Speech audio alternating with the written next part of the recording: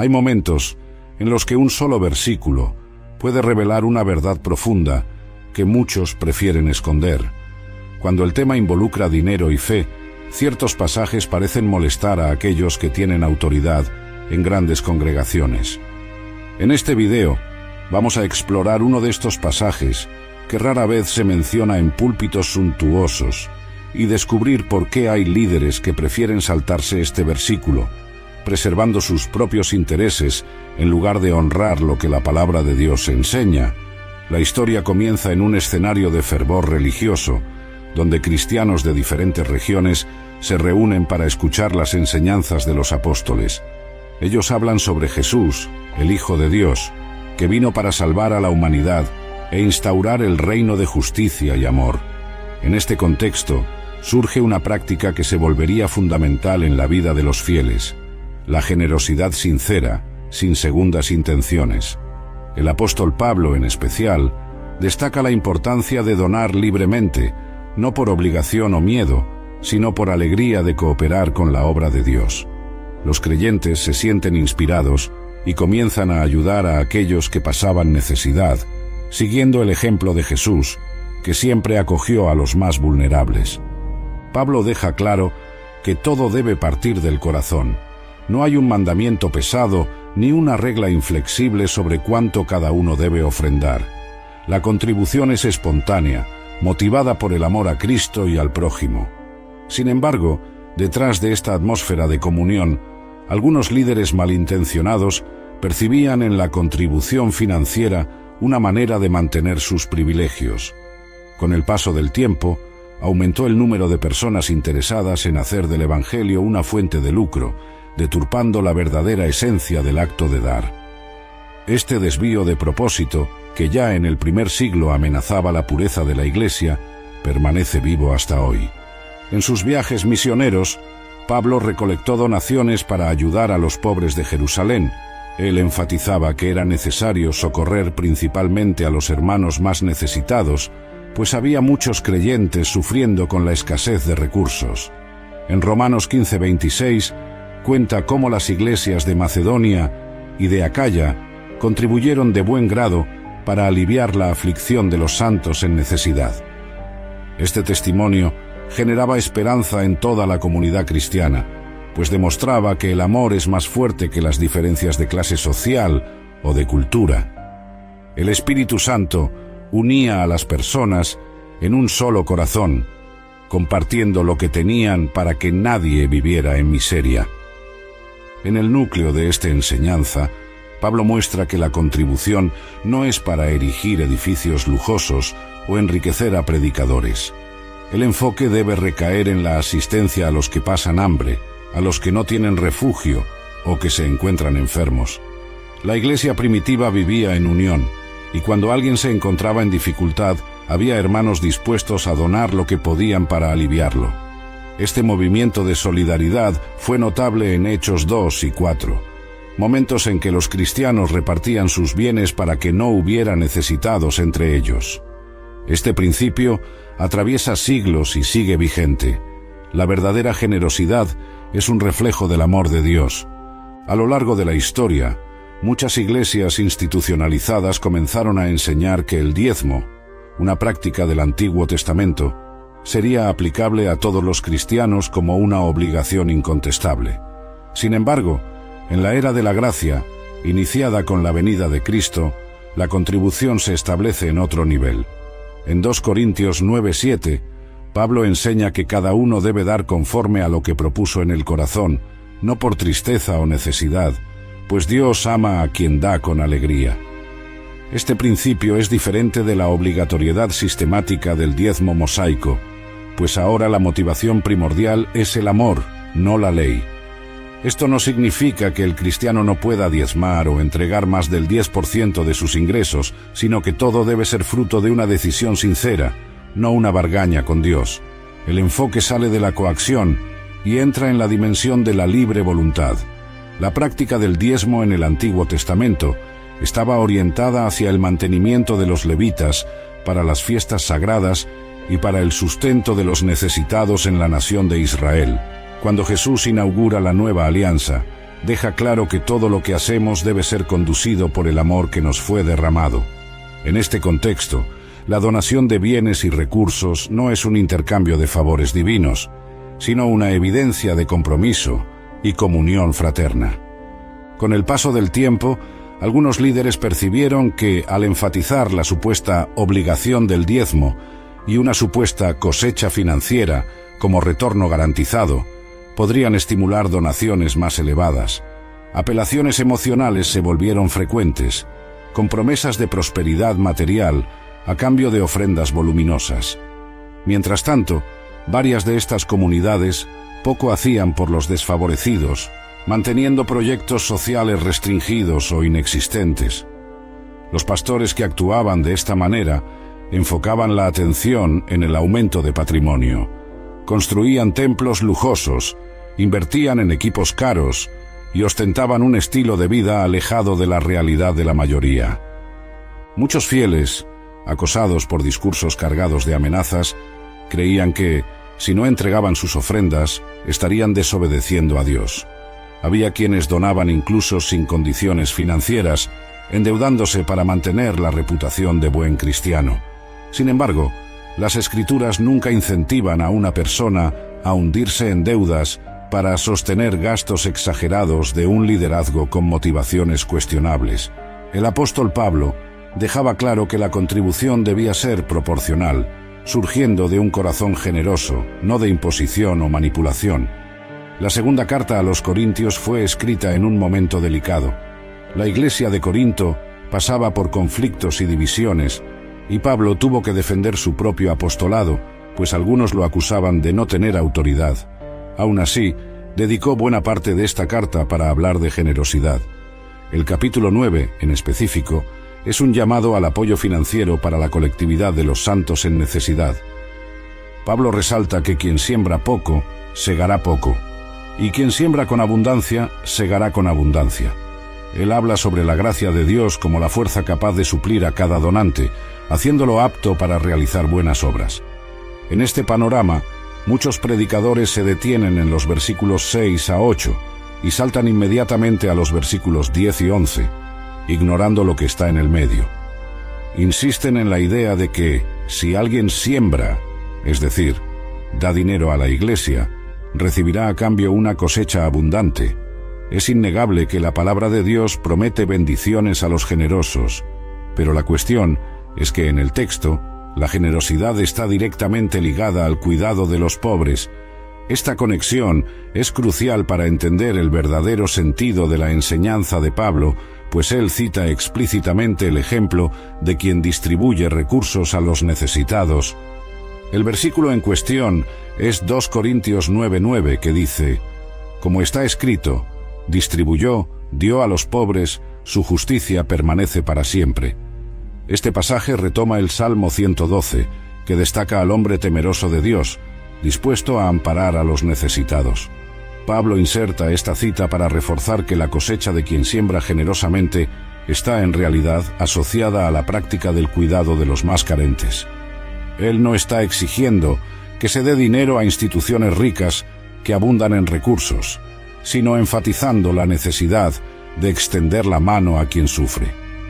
Es en este punto que algunos líderes se desvían del mensaje bíblico al ignorar este versículo, pues deja claro que la donación es para suplir necesidades reales de personas carentes, no para sostener lujos. Pablo no sugiere que nos enriqueceremos en sentido mundano, sino que Dios nos dará sustento y condiciones para continuar ayudando a otros. Existe bendición en dar, pero la bendición mayor es ser un canal de la gracia divina que alcanza corazones necesitados. ¿Te está haciendo sentido? Entonces aprovecha y dale like. Comparte con alguien que se va a identificar y comenta aquí lo que estás pensando. Quiero mucho saber tu opinión. La iglesia primitiva descrita en Hechos fue marcada por una comunión admirable. Los primeros cristianos compartían sus bienes, vendían propiedades para que nadie pasara hambre o frío. Fue un momento histórico que muchos consideran el auge de la unidad cristiana, pues aún no existían grandes estructuras eclesiásticas. El Espíritu Santo actuaba de forma poderosa, transformando a los creyentes en verdaderas familias espirituales. Escuchaban las enseñanzas de los apóstoles, oraban juntos y repartían el pan en sus casas. La alegría y la sencillez de corazón eran características destacadas. En este ambiente, la oferta de recursos estaba fuertemente ligada al cuidado de cada persona necesitada. El ejemplo de Bernabé, que vendió un campo y depositó el valor a los pies de los apóstoles para ayudar a los necesitados, se convirtió en símbolo de desprendimiento. No existía la mentalidad de erigir grandes edificios o invertir en espectáculos. La preocupación era atender a quienes tenían hambre, sed, falta de refugio o sufrimientos diversos. Esta forma de vivir hacía que el mensaje del Evangelio se difundiera con gran poder, pues las personas reconocían el amor genuino que emanaba de los cristianos. La historia del pueblo de Dios revela que las artimañas del corazón humano no surgieron de repente. Desde la antigüedad, personas movidas por ambición y orgullo buscaban aprovecharse de la fe. Jesús criticó abiertamente a aquellos que se aprovechaban de la religiosidad para alcanzar ventajas personales, especialmente al denunciar el apego excesivo al dinero entre los fariseos. Los llamó hipócritas por gustarles los primeros lugares en los banquetes y las saludaciones en las plazas, pero al mismo tiempo ser capaces de devorar las casas de las viudas en nombre de una falsa piedad. Estos líderes colocaban sus intereses por encima de la justicia divina, haciendo uso de preceptos sagrados para manipular a los menos instruidos. En la época de Cristo, buena parte de los fariseos tenían influencia social y hacían cuestión de exhibirla. Las escrituras eran interpretadas de manera tendenciosa, pues la intención no era acercar al pueblo de Dios, sino reforzar la propia autoridad. Jesús, sin embargo, desafió este sistema al enseñar que la verdadera obediencia a la ley implicaba amor al prójimo, pureza de corazón y compasión hacia los necesitados. Reveló que quien aspira a ser el mayor debe convertirse en siervo de todos. Este mensaje de humildad contrastaba con la sed de poder y el anhelo de reconocimiento que muchos líderes religiosos exhibían. Su actitud desmantelaba la idea de que solo algunos privilegiados tenían la clave para la comprensión divina. Los evangelios retratan una serie de confrontaciones entre Jesús y estos líderes, pues él no se callaba ante ninguna forma de explotación. Al darse cuenta de cómo el templo se había convertido en un espacio de comercio y lucro, expulsó a los cambistas y denunció el irrespeto al lugar de adoración. Estos hechos ilustran cómo la manipulación religiosa puede surgir de algo que, a primera vista, parece inofensivo o incluso correcto. El mantenimiento de ciertas tradiciones, la venta de artículos supuestamente sagrados o el cobro de tasas para rituales. Detrás de ciertas prácticas se encontraba un esquema mucho más amplio de intereses políticos y financieros. Así, la apariencia de santidad se utilizaba para legitimar una estructura de dominación. Con el paso de los siglos, tras la ascensión del cristianismo, las tentaciones de manipular la fe para beneficios propios no desaparecieron. La institucionalización de la Iglesia, aunque necesaria para la difusión del Evangelio, terminó abriendo espacio para que ambiciones terrenas ganaran fuerza. Muchos líderes religiosos disfrutaban de privilegios económicos y políticos, mientras la población que apenas entendía el texto bíblico quedaba a merced de interpretaciones distorsionadas. Algunos líderes usaban pasajes de las Escrituras para justificar cobros abusivos, haciendo que el pueblo creyera que comprar determinados artículos religiosos o pagar ciertas tasas sería garantía de salvación o bendiciones. En los tiempos actuales, la forma de manipulación puede ser diferente, pero la esencia permanece igual. Predicadores que negligencian versículos cruciales, como 2 Corintios 9:9, que enfatiza el amparo a los pobres, generalmente lo hacen para exaltar el acúmulo de bienes o la búsqueda de prosperidad inmediata. Concentrados en atraer multitudes, invierten en grandes campañas publicitarias, erigen templos imponentes y se involucran en eventos de proporciones espectaculares. En muchos casos, promueven una imagen de éxito personal que convence a los fieles de que, si imitan sus métodos, también serán prósperos. El mensaje central del Evangelio, que es atender a los aflitos y actuar con amor, se vuelve secundario frente al objetivo de hacer dinero. Esta distorsión perjudica especialmente a aquellos que más necesitan ayuda. Personas que enfrentan dificultades financieras son estimuladas a donar lo que tienen y lo que no tienen, con la esperanza de recibir recompensas inmediatas y multiplicadas.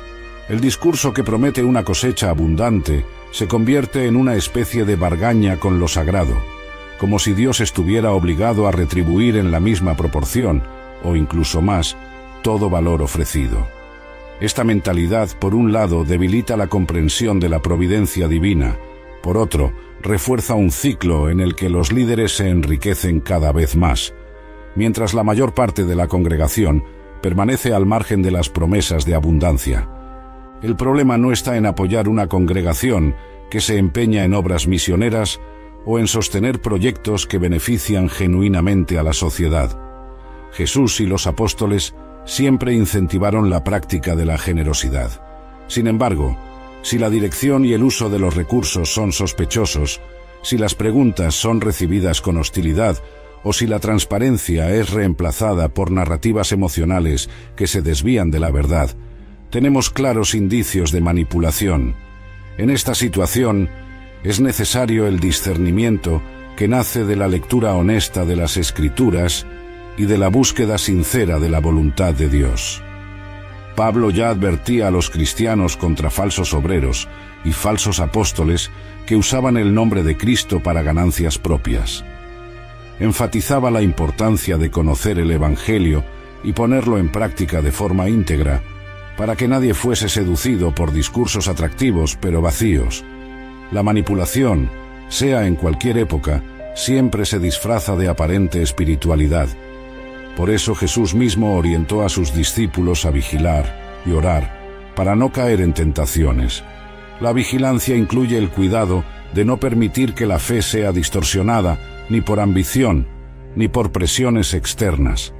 Hoy, más que nunca, necesitamos analizar el contenido de cada predicación, verificar si realmente se sostiene en la palabra de Dios y si coincide con la enseñanza bíblica en conjunto de las Escrituras.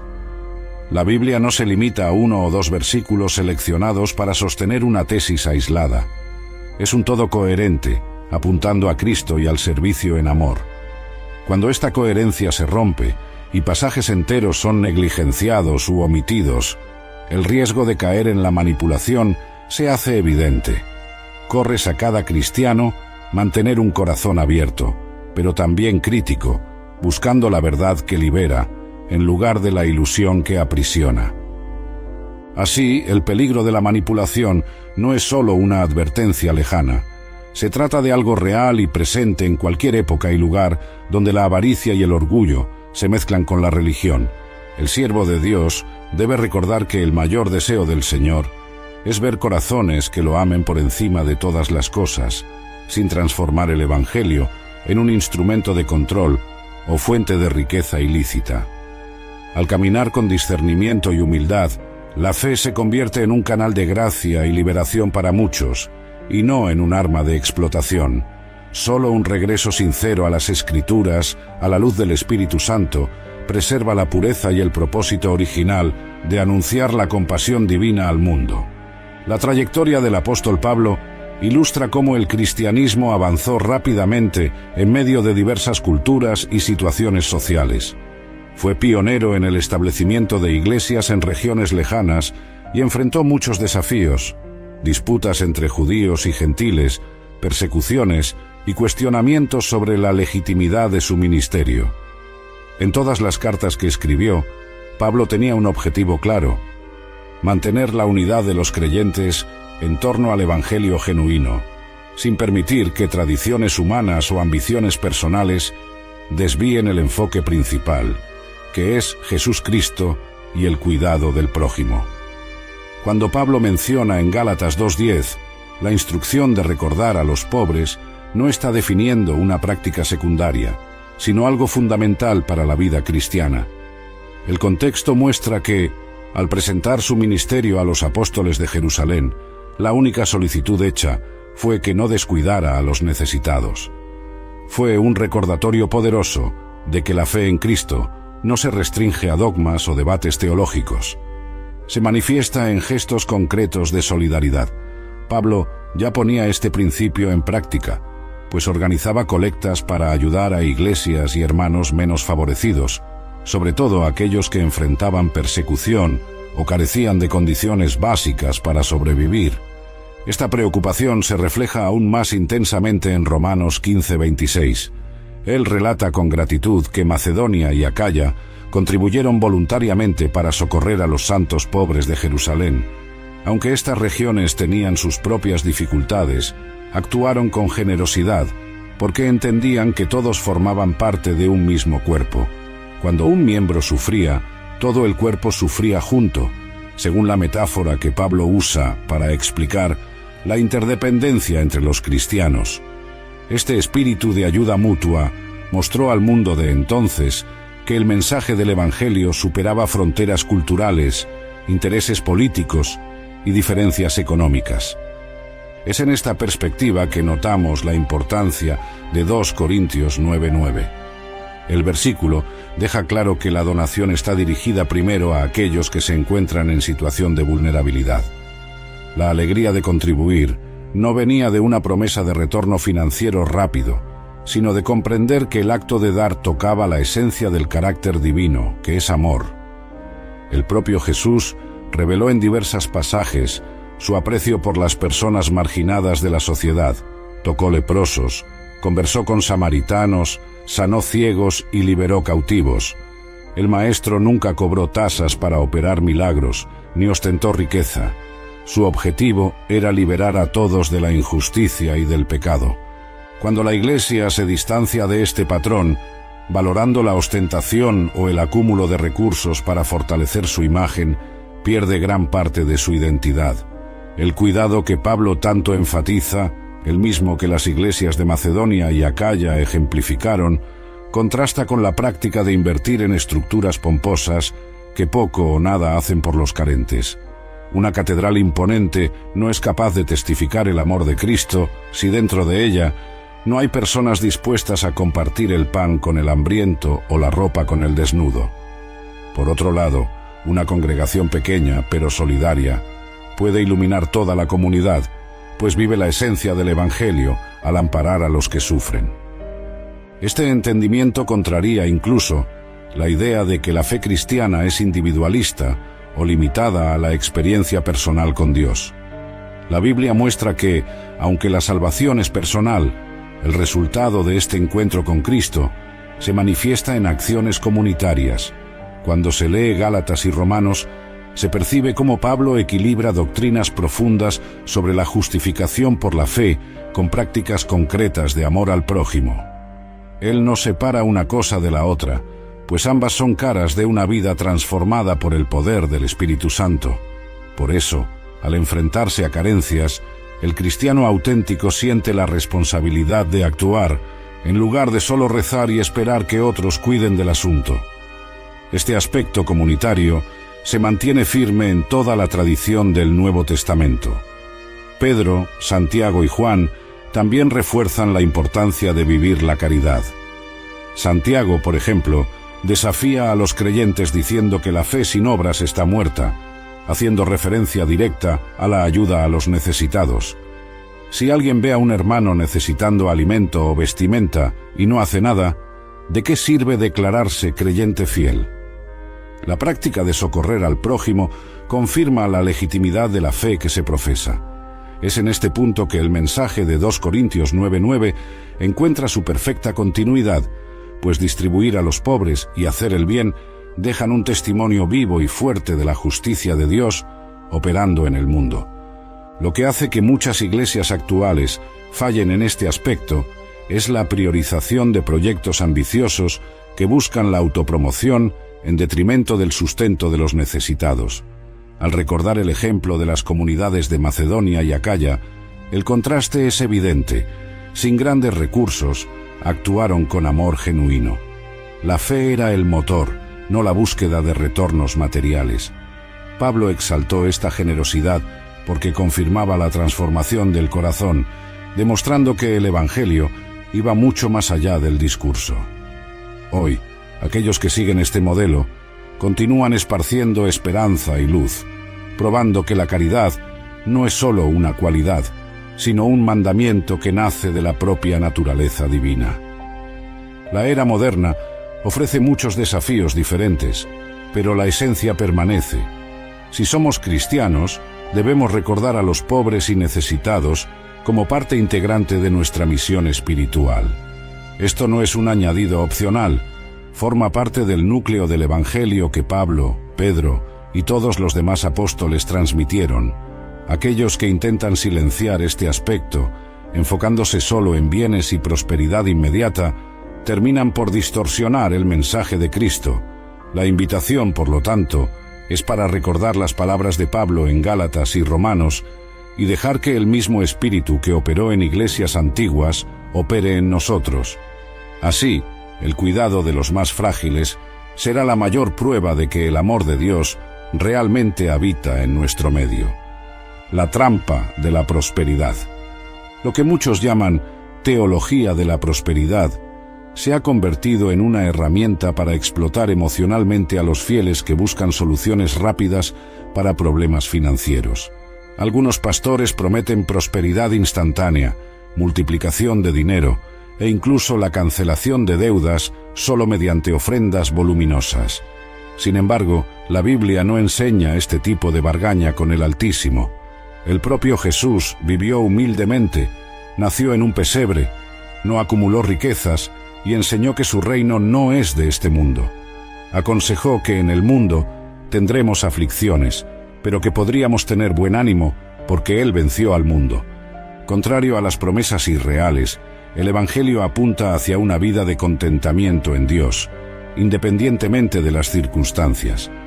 Pablo dice en Filipenses 4:12 que sabía estar en abundancia y en escasez, pues todo podía en aquel que lo fortalecía.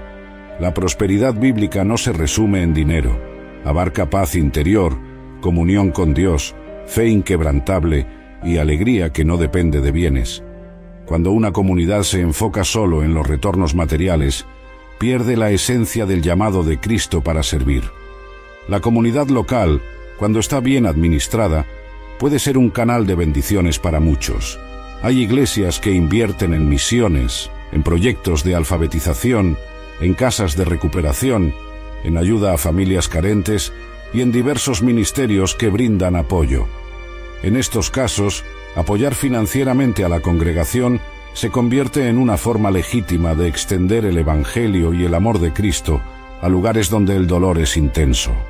No hay nada de malo en tener un templo organizado, con buena acústica y comodidad para recibir a las personas, siempre y cuando la prioridad permanezca en el cuidado de las almas y en dar soporte a los aflitos.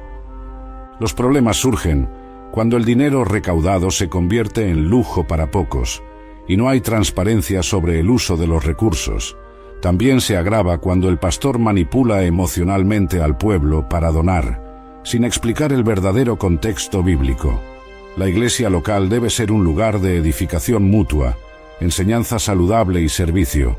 Cuando se convierte solo en un escenario para que alguien busque su propia gloria, todo el sentido del cuerpo de Cristo queda perjudicado. Este contraste deja de lado el principio simple de 2 Corintios 9:9, que habla sobre generosidad dirigida a los necesitados. Una de las marcas que diferencia al verdadero evangelio es la sinceridad. Cuando un líder predica con honestidad, expone todo el texto bíblico sin omitir partes que puedan contradecir sus intereses. Así, la congregación es instruida en la verdad y tiene la oportunidad de practicar los mandamientos con claridad. El resultado de esta enseñanza genuina es una comunidad que ama y sirve, que desarrolla madurez espiritual y que entiende que el objetivo principal no es acumular tesoros en la tierra, sino cumplir la voluntad del Padre y acumular tesoros en el cielo. Cuando se falla en esta sinceridad, el pueblo queda vulnerable a cualquier vendaval de doctrina y comienza a creer en promesas que Dios nunca hizo. Una iglesia llena de personas generosas, pero conscientes, no se deja manipular fácilmente. Saben discernir entre una inversión para el reino, donde vidas son transformadas, y una campaña fantasiosa de enriquecimiento personal de los líderes. Este discernimiento viene del conocimiento de las Escrituras y de la relación íntima con Cristo, mediante la oración y la comunión. Jesús aconseja a los discípulos ser prudentes como las serpientes y sencillos como las palomas. No es porque alguien se diga hombre de Dios que debemos aceptar ciegamente sus declaraciones. La palabra de Dios necesita ser nuestra referencia final. Si un versículo como 2 Corintios 9:9 está siendo omitido o distorsionado, es deber del creyente buscar el contexto original y cuestionar. La búsqueda de la verdad no es rebeldía, sino señal de madurez espiritual. Quien ama a Dios desea conocer su voluntad en plenitud. Una de las razones para la prudencia es que, a lo largo de la historia, surgieron diversas herejías exactamente cuando el pueblo se alejó de la lectura bíblica y aceptó la palabra de líderes sin análisis.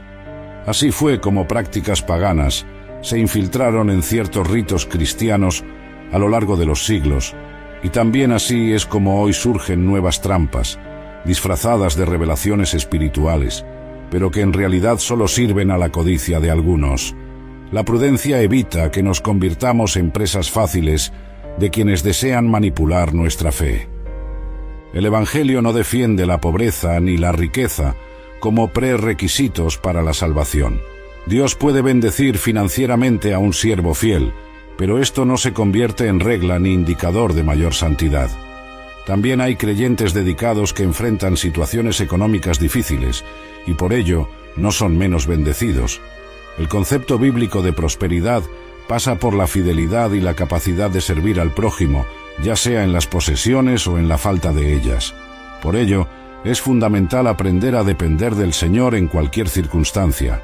Encontrar equilibrio implica reconocer que la generosidad es algo que brota del corazón motivado por amor. Si la contribución se usa para socorrer a los necesitados y mantener una iglesia comprometida con los valores de Cristo, tiene sentido participar. Pero si se perciben desvíos, falta de transparencia u omisión de pasajes importantes de las Escrituras, es hora de orar, conversar abiertamente con los líderes y, si es necesario, buscar un lugar que siga la verdad de forma íntegra. Después de todo, no hay cómo crecer espiritualmente en un ambiente marcado por la manipulación. Los primeros cristianos impactaron al Imperio Romano no con espectáculos, sino con amor activo. Cuidaban de los enfermos abandonados, acogían a huérfanos, visitaban a presos y sostenían a viudas. Mientras la sociedad pagana descartaba a los más frágiles, la iglesia naciente extendía una mano amiga. Este testimonio provocaba curiosidad en las personas, que querían saber qué tipo de Dios llevaba a hombres y mujeres a tanta compasión. La fe cristiana creció como una llama que se esparce rápidamente, no por imposición, sino por el ejemplo de sacrificio y ayuda al prójimo. Este modelo permanece igual. Hoy, el mundo también observa la conducta de quienes dicen ser cristianos. Cuando una iglesia invierte en el bienestar de los necesitados, promueve apoyo a adictos a las drogas, visita hospitales y prisiones, defiende a los sin techo, refleja la luz de Cristo. Por otro lado, cuando el pueblo de Dios desvía recursos para el beneficio de pocos, exhibiendo lujo y vanidad, la imagen que se proyecta es de hipocresía. La reputación del Evangelio queda manchada por líderes que ignoran la esencia bíblica y se aferran a una teología centrada en el propio ego. En varios momentos, el Nuevo Testamento revela el coraje de los apóstoles para confrontar errores dentro de las iglesias. Pablo reprendió a Pedro cuando actuó con hipocresía, alejándose de los gentiles para agradar a un grupo de judíos. Este coraje también es necesario hoy. Si el pastor o líder omite versículos cruciales para torcer el texto a favor de una doctrina de prosperidad falsa, es responsabilidad de los miembros ponderar sobre ello y, si es posible, exhortar con amor. Claro que todo debe hacerse con sabiduría y respeto, Pero en ningún momento la Biblia nos incentiva a aceptar el engaño pasivamente. No siempre este enfrentamiento es bien recibido. Muchas veces, quien cuestiona acaba siendo hostigado, acusado de rebeldía o falta de fe. Sin embargo, es imprescindible poner la verdad divina por encima de tradiciones humanas. El verdadero cristiano honra las Escrituras por encima de las conveniencias personales. Y si aún así no hay cambio, la salida puede ser la alternativa, pues no se debe permanecer en un ambiente que deturpa la palabra de Dios. Es mejor buscar una congregación fiel a los principios bíblicos que colaborar con prácticas contrarias a la voluntad del Señor. Al hablar de ofrendas y donaciones, es oportuno reflexionar también sobre la motivación personal. Muchas veces, el problema no está solo en líderes codiciosos, sino también en corazones que ofrendan con interés de retorno. Hay quienes donan esperando recibir al doble, y no por compasión. Una donación hecha con este espíritu ya nace corrompida. Jesús valoró a la viuda que puso 2 monedas en el cofre del templo, diciendo que ella dio todo lo que tenía, mientras otros, aunque donaban mucho, lo hacían de lo que sobraba y sin humildad. Aquella viuda se convirtió en un ejemplo de fe pura y desprendimiento. El cristiano no debe temer la falta de recursos, pues confía en un Dios que suplirá. El cuidado divino no está condicionado a transacciones financieras, sino a su amor soberano. Es cierto que Él honra la actitud sincera, pero esta honra no se restringe a riquezas terrenales. Muchas veces, la mayor bendición puede ser la paz de espíritu, la salud o puertas abiertas para continuar bendiciendo otras vidas. El principio permanece. Quien da con alegría experimenta la buena mano de Dios, pero la motivación no debe ser la recompensa, sino el amor. Incluso frente a la creciente comercialización de la fe en algunas esferas religiosas, el mensaje de Cristo permanece vivo y transformador. En muchos lugares hay iglesias pequeñas o medianas sin grandes recursos financieros, pero con corazones llenos de pasión por Jesús. Desarrollan ministerios de acción social relevantes, alcanzan a niños abandonados, luchan por los marginados y llevan la palabra de esperanza a quienes ya no tenían más fuerzas.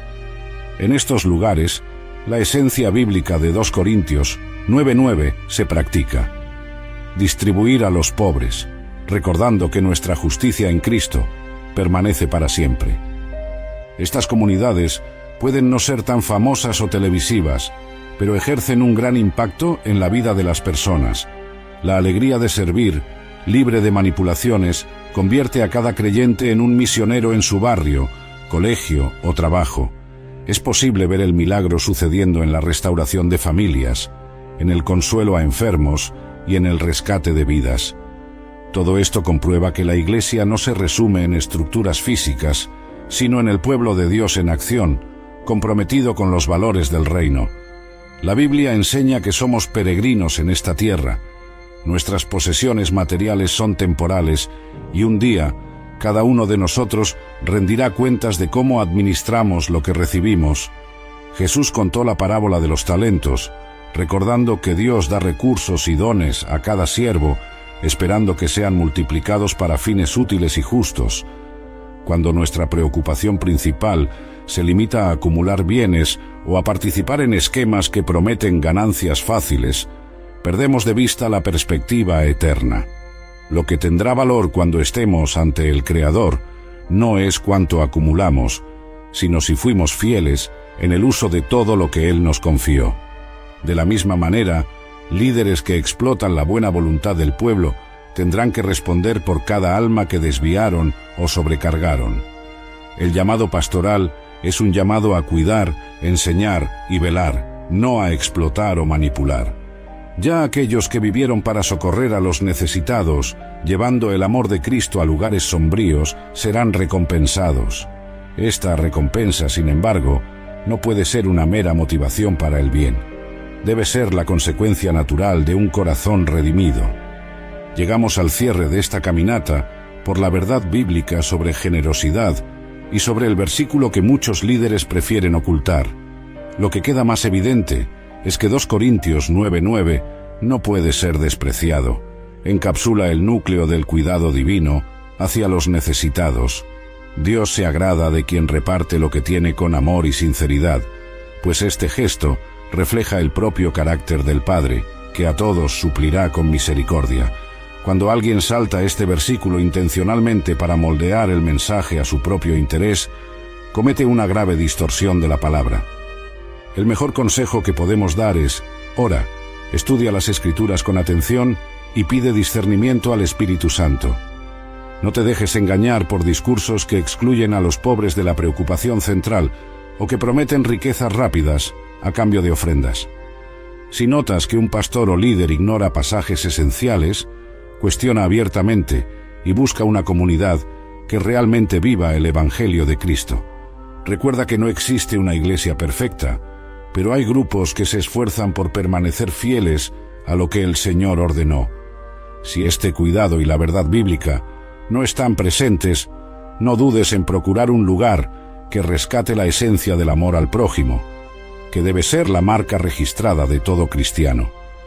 Después de tantos relatos bíblicos y reflexiones, es imposible negar el mensaje central.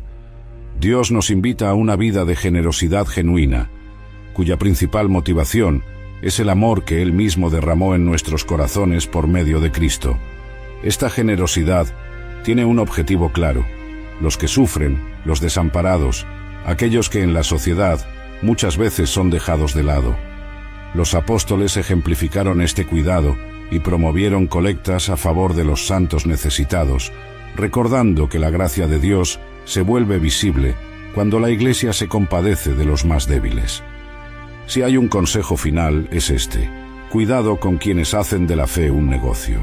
Si un pastor o líder ignora la pasaje en 2 Corintios 9:9, saltándola para insistir solo en promesas de enriquecimiento inmediato, mantente atento.